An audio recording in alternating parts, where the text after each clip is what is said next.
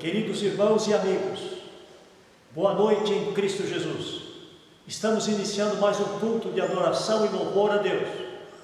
E convidamos os amados a curvarem as suas cabeças. Vamos orar ao Senhor. Senhor nosso Deus, te agradecemos por mais um dia. E nesta noite aqui estamos para adorar o teu nome. E nós pedimos que o Senhor nos auxilie, nos ajude em todas as partes desse culto. E use, ó Deus, da tua palavra, através dos hinos, orações, a palavra lida da Bíblia. Use para trabalhar em nossas vidas, nos auxiliar, nos animando, nos consolando, nesses momentos, ó Deus, difíceis que estamos passando. Abençoa assim, Senhor Deus, o teu povo. Abençoe assim, Senhor Deus, o nosso país e o mundo. Da tua graça, Senhor Deus, carecemos muito de ti. É em Cristo Jesus que oramos a ti, ó Pai, nesse instante. Amém. Amém. Vamos ouvir a leitura do Salmo 121. Prestemos atenção. Deus, o fiel guarda dos homens. Eleva os olhos para os montes, de onde me virá o socorro? O meu socorro vem do Senhor que fez o céu e a terra. Ele não permitirá que os teus pés vacilem, não dormitará aquele que te guarda. É certo que não dormita nem dorme o guarda de Israel. O Senhor é quem te guarda, o Senhor é a tua sombra à tua direita. De dia não te molestará o sol, nem de noite a lua. O Senhor te guardará de todo mal, guardará a tua alma. O Senhor guardará a tua saída e a tua entrada, desde agora e para sempre. É importante observarmos esta afirmação do salmista. O Senhor guardará a tua saída e a tua entrada, desde agora e para sempre. Este é um cântico de Romário. Esse cântico era usado pelos hebreus quando eles iam à casa de Deus, e às vezes com longas caminhadas, perigo na estrada, mas o texto está dizendo que Deus guardará a tua saída e a tua entrada. É interessante que, olhando para a pessoa de Jesus, quando recém-nascido, José e Maria, eles tiveram que sair de Nazaré, de onde moravam, para ir se alistar em Belém. E ali, Maria deu à luz Jesus. E ficaram morando em Belém até quase os 2 anos de Jesus. Mas depois, sabendo que Herodes aspirava matá-lo, eles tiveram que sair dali por orientação divina e ir até o Egito. E lá ficaram até a morte de Herodes. E então eles retornaram para Nazaré. Deus guardou Maria, José, Jesus, desde a saída de Nazaré, por anos, enfrentando momentos perigosos, pessoas que aspiravam à morte de Jesus. E Ele os guardou até retornarem a Nazaré. Deus tem guardado também a nossa vida muitas vezes. É certo que um dia nós vamos morrer, mas até lá o Senhor haverá de nos guardar para nós entrarmos no céu com Ele e vivermos com Ele eternamente. O Senhor guardará a tua saída e a tua entrada. Pensando agora nesta situação que nós estamos vivendo, a dificuldade que muitos têm para sair de casa, o medo para sair e voltar, e sempre que necessário, é importante lembrarmos: o Senhor guardará a tua saída e a tua entrada. E ainda que venhamos a ser cometidos por este vírus, o Senhor guardará a nossa vida. E se morrermos por causa desse vírus, o Senhor guardará sempre a nossa vida com Ele. por toda a eternidade. Este é o guarda que nós temos para a segurança e paz. Vamos estar louvando esse Deus, cantando o hino de número 16.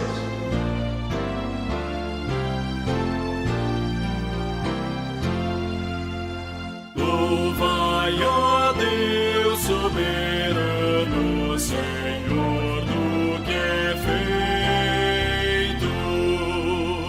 Louvai-o sim de vossa alma, tesouro perfeito.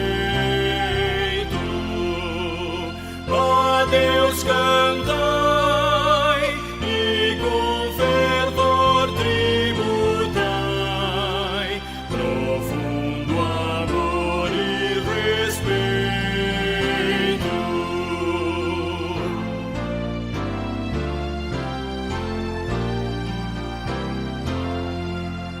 Louvai a Deus que vos faz prosperar dia a dia e com amor vos defende, abençoa porfia. Lembrai também que o poderoso nos vem fazer feliz companhia.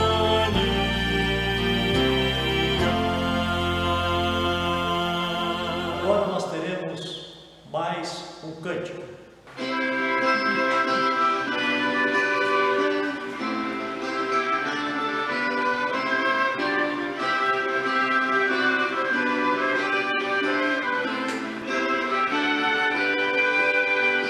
Ele é o Deus que fez a terra, todos céus e mares, sol e entardecer.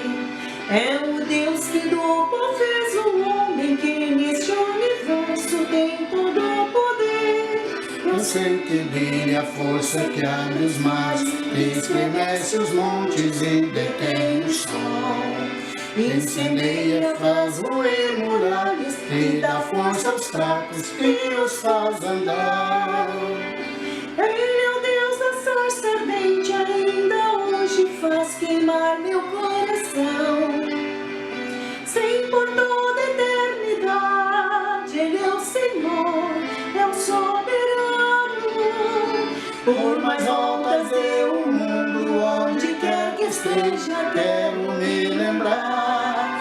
Este Deus, o Criador de tudo, é quem me dirige e me faz cantar.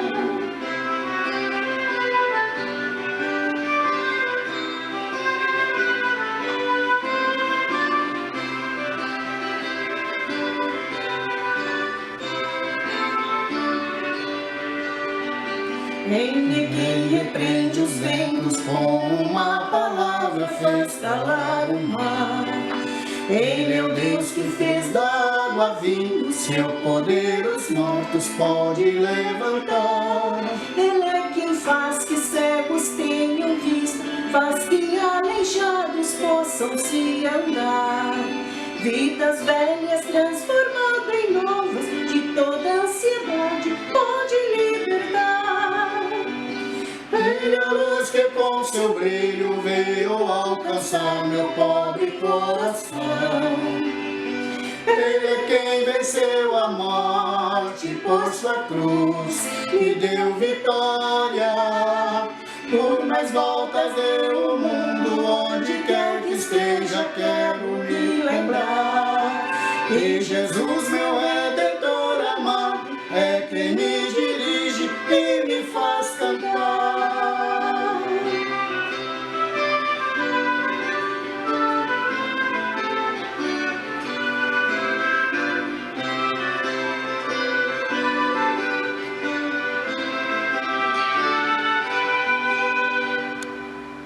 O texto da nossa meditação desta noite é de Mateus, capítulo 4, de 1 a 11. Vamos ouvir esta leitura. A tentação de Jesus. A seguir foi Jesus levado pelo Espírito ao deserto para ser tentado pelo diabo. e depois de jejuar 40 dias e 40 noites, teve fome. Então o tentador, aproximando-se, lhe disse: Se és filho de Deus, manda que essas pedras se transformem em pães. Jesus, porém, respondeu: Está escrito: Não só de pão viverá o homem, mas de toda palavra que procede da boca de Deus. Então o diabo o levou à cidade santa, colocou-o sobre o pináculo do templo e lhe disse: Se és filho de Deus, atira-te abaixo, porque está escrito: Aos seus anjos ordenará a teu respeito que te guardem, e eles te sustentarão nas suas mãos, para não tropeçares em alguma pedra. Respondeu-lhe Jesus: Também está escrito: Não tentarás o Senhor teu Deus. Levou ainda o diabo a um monte muito alto, mostrou-lhe todos os reinos do mundo e a glória deles, e lhe disse: Tudo isso te darei se prostrado me adorares. Então Jesus lhe ordenou: Retira-te, Satanás, porque está escrito: Ao Senhor teu Deus adorarás, e só a ele darás culto. Com isso o deixou o diabo, e eis que vieram anjos e o serviram.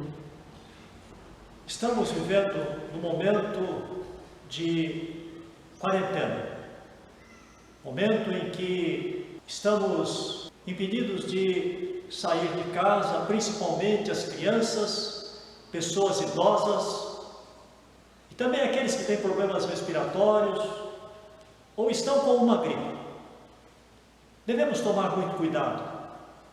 Se precisarmos sair, o cuidado deve ser redobrado.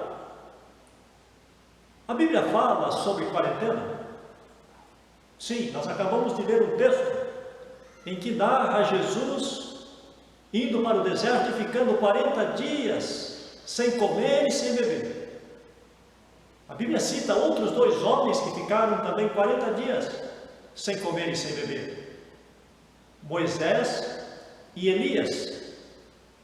Nós sabemos que isto é somente por graça de Deus, uma atuação sobrenatural de Deus sobre a vida dessas pessoas. E a Bíblia registra apenas essas 3 pessoas.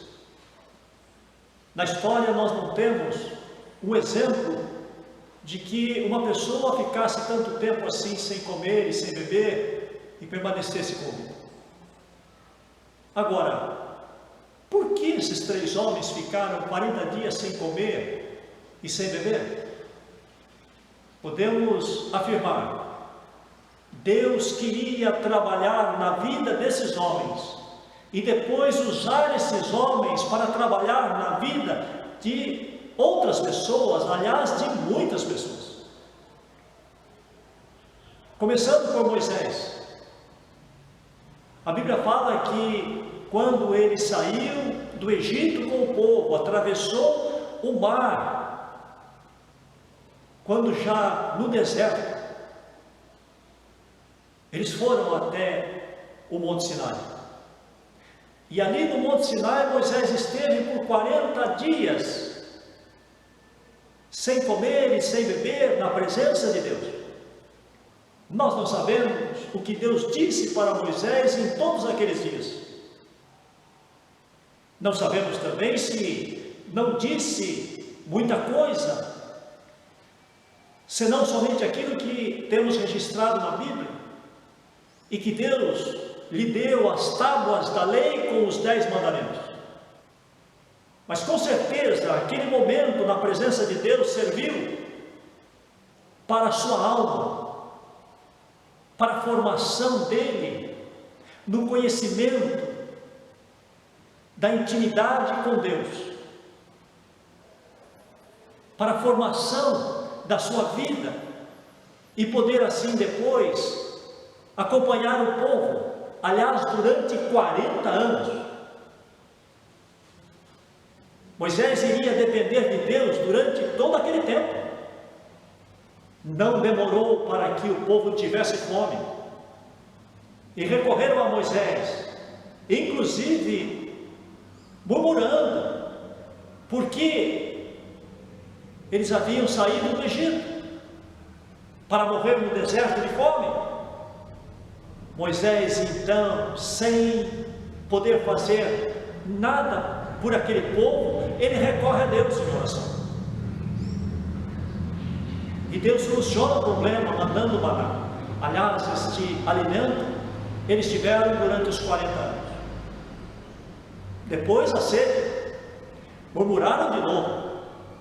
Moisés foi falar com Deus, e Deus falou para que Moisés falasse com a rocha. E quando Moisés falou com a rocha, da rocha brotaram águas para dessedentar mais de 1 milhão de pessoas. E durante os 40 anos, Deus esteve assim sustentando eles. Há até um incidente, quando chegaram em determinado lugar, em Refidim, e sem água, encontraram um lugar em que tinha água. Mas quando provaram daquela água, a água era amarga. Novamente Moisés recorre a Deus, e Deus diz para ele cortar o lenho e lançar sobre aquelas águas, e aquele lenho tornou aquelas águas doces. Muitos acham que isso simboliza Cristo, quando em nossa vida transforma a nossa vida em uma vida amarga, em uma vida doce. Mas Deus fez muito mais. Quando eles tiveram vontade de comer carne, novamente murmuraram, e Deus então responde a Moisés, mandando codornizes. Comeram carne de aves. Deus foi além, na sua abundante graça, dando aquilo que, muitas coisas que eles não haviam pedido. A refrigeração durante o dia de um deserto com mais de 40 graus. Deus colocou uma nuvem para servir de toldo. Quando criança, morava no sítio, tinha que ir até a cidade para estudar, mais de 4 quilômetros, desde os meus 7 anos de idade, e com os meus irmãos, depois que eles foram crescendo, na companhia deles também, aquele sol queimando, das 11 horas até o meio-dia, e quando vinha uma nuvem, a gente ficava brincando, fica. Não demorava a nuvem ir embora, e a gente falava, foi embora. Com o povo no deserto não foi assim. A nuvem nunca se apartou. Quando chegava a noite, em que a temperatura caía a menos de 0 grau, aquela nuvem se tornava em uma coluna de fogo para aquecer o acampamento.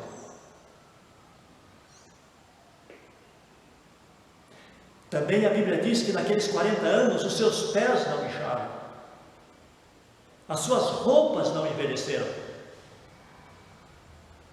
A Bíblia diz que Deus faz muito mais do que pedimos ou pensamos.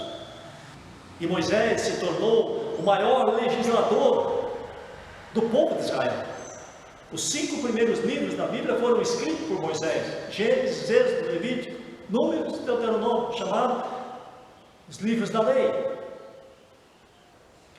Assim nós vemos que Deus estava usando aqueles 40 dias que Moisés esteve no Monte Sinai para a formação, para o preparo da vida de Moisés, para uma vida de dependência constante de Deus.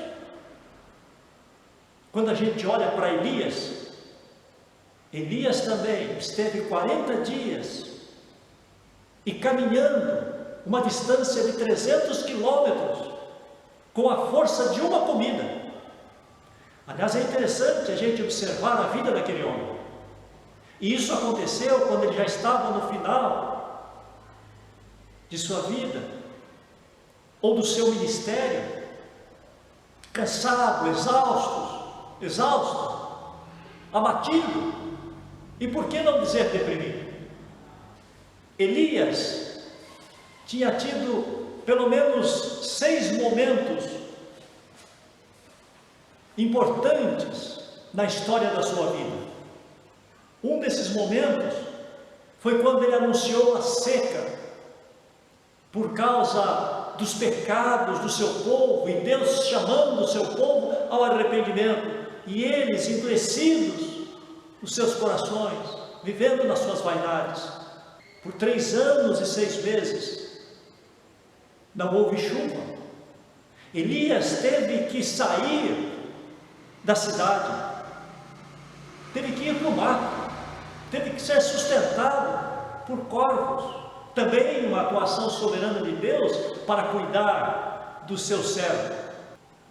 Um outro episódio nós vemos a sua luta no Monte Carmelo, depois desse período de seca, quando desafiou 400 profetas de Baal e chamando o povo a Deus para abandonar a idolatria e a imoralidade, 2 coisas que caminham juntas, uma em consequência da outra. Ali, Elias teve que desafiar o povo e mostrar quem é Deus, quem é Baal. E depois, Deus ordenou que ele matasse 400 profetas de Baal. É difícil a gente sacrificar para se alimentar um animalzinho. É muito difícil para quem nunca fez isso. Agora imagine matar uma pessoa. As pessoas que se enveredam ou têm se enveredado pelo caminho do crime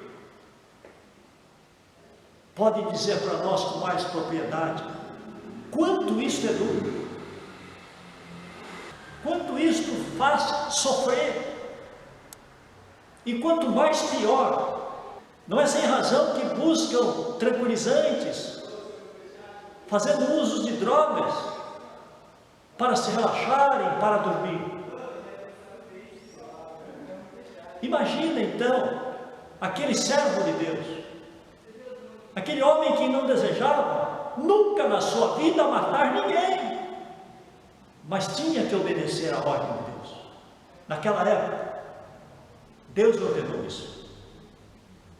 Agora, após matar os 400 profetas, Jezabel, a esposa do rei, ela, aspirando vingança, mandou dizer que iria acabar com a sua vida. E ele então foge. E ele foge então naquele estado de decepção tremenda, de abatimento profundo, numa depressão. E a Bíblia diz que ele pediu a morte. Ele não queria viver mais. É interessante como é que Deus trata Elias naquele momento. Como os médicos tratam as pessoas que são depressivas. A Bíblia fala que o anjo do Senhor levou alimento para Elias e deixou Elias dormindo. Às vezes as pessoas não aguentando mais o peso da vida, das responsabilidades, de muitas situações difíceis durante os anos, acabam procurando um médico porque não conseguem mais dormir, não estão conseguindo mais fazer o serviço que fazia antes e precisa continuar trabalhando. E aí o médico dá remédio para dormir. E a pessoa toma o remédio e depois tem aquela sonolência e fala: vou largar esse remédio. Esse remédio não serve, está me fazendo dormir. Mas é isso que ela precisa naquele momento. Trabalhou muito tempo, sofreu muito, se desgastou, chegou à exaustão. E agora precisa de um momento para descanso, para refazer novamente as forças. O ser emocional também naquele sono profundo, através daquela medicação. Deus fez isso com Elias através daquela comida e deixou ele dormir. Depois Deus vai novamente para Elias através do anjo, dá mais comida para ele, fortalece ele, e agora, com uma bênção especial, faz com que, com a força daquela comida, ele caminhe até Horebe. Horebe é o Monte Sinai, onde Moisés havia recebido as tábuas da lei. E ele caminha então 40 dias com a força daquela comida e chega até Horebe. Chega lá, o que ele faz? Ele se esconde. E ele continua desejando a morte. Ele continua naquele estado. Deus continua tratando com Elias. E Deus fala para Elias: que fazes aqui, Elias? E Elias reclama, falando da sua fidelidade para com Deus, e dizendo que tinha ficado sozinho. Os seus companheiros, profetas, tinham morrido. E ele queria a morte. E Deus diz: não, tem 7.000 guardados. Deus havia protegido 7.000 profetas.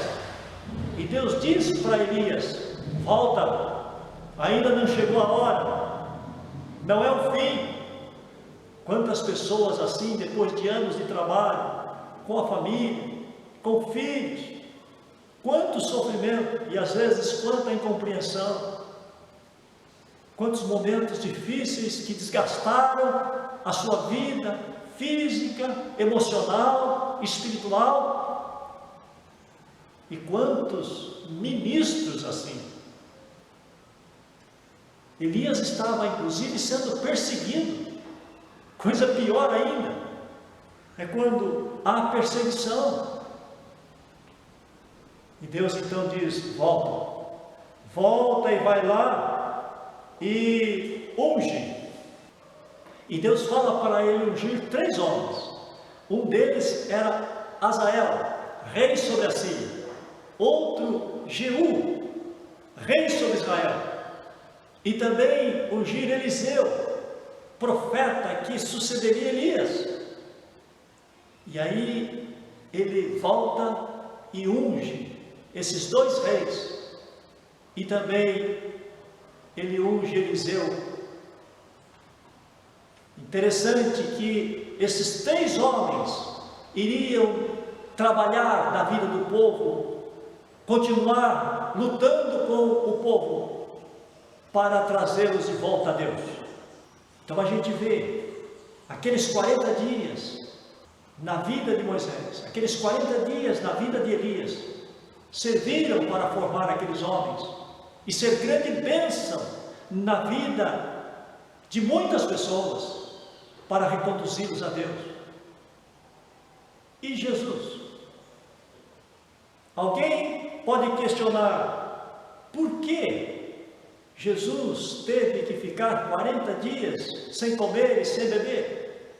Não era ele Deus? Nós sabemos que Jesus continuava sendo Deus. Jesus é aquele que, estando com Deus o Pai, desde toda a eternidade e por toda a eternidade, unido com o Pai, chegou o momento em que precisou vir a esse mundo. E aí, ele se esvazia de toda a sua glória. Ouça o que Paulo registrou aos Filipenses, capítulo 2, do verso 5 ao verso 11. Tende em vós o mesmo sentimento que houve também em Cristo Jesus, pois ele, subsistindo em forma de Deus, não julgou como usurpação o ser igual a Deus. Antes, a si mesmo se esvaziou, assumindo a forma de servo, tornando-se em semelhança de homens e reconhecido em figura humana. A si mesmo se humilhou, tornando-se obediente até a morte e morte de cruz. Pelo que também Deus o exaltou sobremaneira e lhe deu o nome que está acima de todo nome, para que ao nome de Jesus se dobre todo o joelho nos céus, na terra e debaixo da terra, e toda língua confesse que Jesus Cristo é o Senhor, para a glória de Deus Pai. Ele voluntariamente decidiu assumir a forma de servo, vir a este mundo para se tornar como um de nós. Deixou de ser Deus? Não, continuou sendo Deus. Quando ele queria mostrar a sua divindade, então ele usava do seu poder divino. Quando transformou a água em vinho em Caná da Galileia, quando acalmou tempestades, curou enfermos de todas as enfermidades, tipos de enfermidades. Jesus ressuscitou mortos, multiplicou os pães. Temos também o milagre das pescas maravilhosas que os discípulos tiveram com Jesus. Mas interessante que para a sua vida, ele não usava desse poder. Quando ele tinha que ir de uma cidade para outra, não há um registro na Bíblia em que ele se transportou de uma cidade para outra antes da sua ressurreição. Depois da sua ressurreição, ele aparece em um lugar, aparece em outro. Não vemos Jesus caminhando, a não ser com os caminheiros de Emaús. Mas, antes não. Ele sentia fome, cansaço, sede, dor, agonia. No jardim do Getsêmani, o relato dos evangelistas é que ele esteve ali buscando ao Pai naqueles momentos mais difíceis da sua vida. E ali ele esteve horas naquela madrugada, e em 3 períodos, deixando os discípulos a uma distância, retirando-se para orar sozinho. Lucas fala que a agonia foi tão grande, a compulsão foi tão enorme, que ele suou gotas de sangue. E depois ele sai dali para ser julgado e para sofrer tudo o que sofreu e ser crucificado. Quanto sofrimento Jesus teve que enfrentar, quanta dor! E a dor maior não era a dor física, mas para o Santo de Deus era a dor moral e espiritual por causa dos nossos pecados. Deus então trabalhou na vida de Jesus como humano naqueles 40 dias no deserto, inclusive sendo tentado pelo diabo em todos aqueles dias. Ali estava Jesus, agora nos representando, sendo nosso substituto, vencendo Satanás, o que Adão não conseguiu, chamado o primeiro Adão, o nosso representante da raça humana.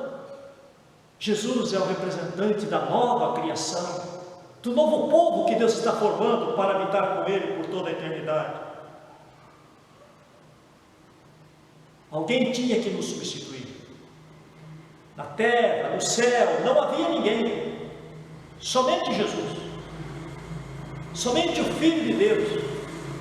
O Filho de Deus é da essência de Deus, é da natureza de Deus, para satisfazer a justiça de Deus que pesava sobre nós. Tinha que ser alguém assim.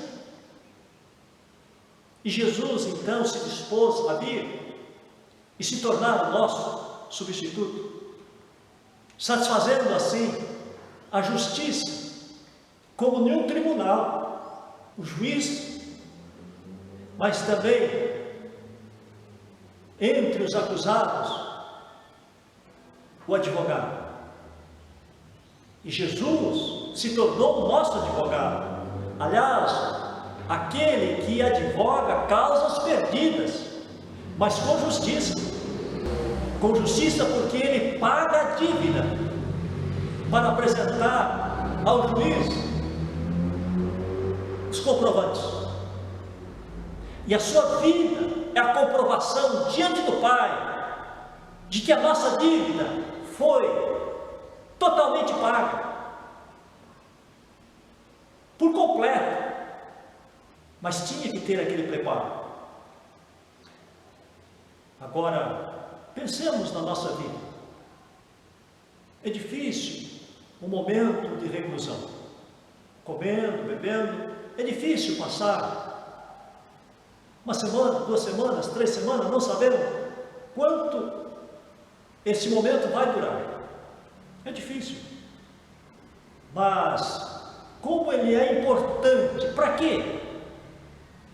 Para nos livrar da morte física, de contrair esse vírus. Mas uma reclusão espiritual, ela é importante mais ainda, porque é para nós vencermos o pecado. O vírus pode nos afastar da sociedade, mas pode nos afastar da família também em uma UTI, ou tirar-nos desse mundo. Mas o pecado, ele não só nos afasta das pessoas, ele também nos afasta de Deus, e nos afasta de Deus por toda a eternidade, e isso é chamado de inferno. Tem pessoas aqui que vivem tão distante de Deus, que chegam a afirmar, insatisfeitas com a sua vida: eu vivo no inferno, mas ainda não é o inferno.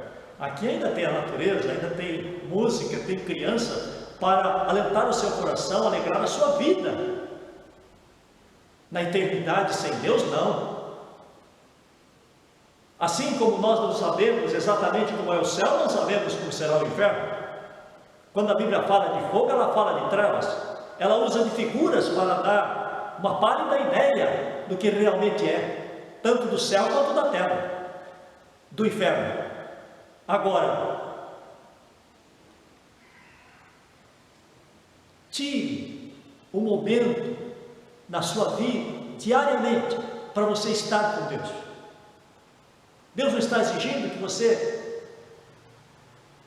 faça jejuns prolongados, e mesmo quando fizer jejum, faça isso com a palavra de Deus, faça isso naquilo que você pode ver, que pode fazer, para você estar mais com a palavra de Deus, para você estar desfrutando da comunhão com Deus, para você estar se fortalecendo espiritualmente. E se você ainda não conhece Jesus, clame a Ele, para que salve a sua vida, para que venha habitar o seu espírito no seu coração, para você então se alimentar, através da palavra de Deus, da sua pessoa, que vai acompanhando você e derramando em você tudo aquilo que você precisa, para você ser vitorioso contra o pecado, mas não somente para benefício da sua vida, para benefício daquelas pessoas que dependem de você, aquelas pessoas que estão precisando de alguém com experiência de vida com Deus, para poder dar atenção à palavra de Deus. Deus assim nos abençoe. Só lembrando que o Salmo de número 2 fala para nós desses momentos com Deus, pelo menos 2 por dia. Feliz é o homem que medita na lei do Senhor de dia e de noite. Não nos esqueçamos disso. Cuidemos não só da nossa vida física nesses dias de quarentena, mas aproveitemos esse momento para cuidar da nossa alma, para crescimento espiritual. Deus assim nos abençoe. Amém. Oremos ao nosso Deus. Senhor nosso Deus, pedimos a Tua bênção para esses dias de quarentena, para que possamos, ó Deus, não somente cuidar de nós mesmos, mas auxiliar pessoas, até mesmo não saindo de casa sempre que possível. Dá Tua graça, Senhor Deus, e abençoe a nossa nação. Abençoe, Senhor Deus, o povo que no princípio não deu muita atenção, e isso, ó Deus, acaba prejudicando a nação, mas que agora, Senhor Deus, possam todos unir forças na luta contra esta pandemia. E o nosso país não venha sofrer tanto quanto os outros que, ó Deus, não se prepararam, ou não puderam se preparar. Esteja abençoando assim a nossa pátria, abençoando o nosso governo, em tudo quanto eles vêm fazendo para nos auxiliar. A preocupação que eles têm, o desgaste que eles têm, esteja, Senhor Deus, refazendo as forças, o ânimo, aclarando as suas mentes, ajudando também a corrigir aquilo que pode estar errado no combate a esse vírus. Mas dá tua bênção, Senhor Deus. Auxilia-nos, carecemos muito de Ti. Em nome do Senhor Jesus é que oramos a Ti, ó Pai. Amém. Deus abençoe a todos. Uma boa semana na companhia do Senhor Jesus, na sua graça e na sua paz. Amém. Amém.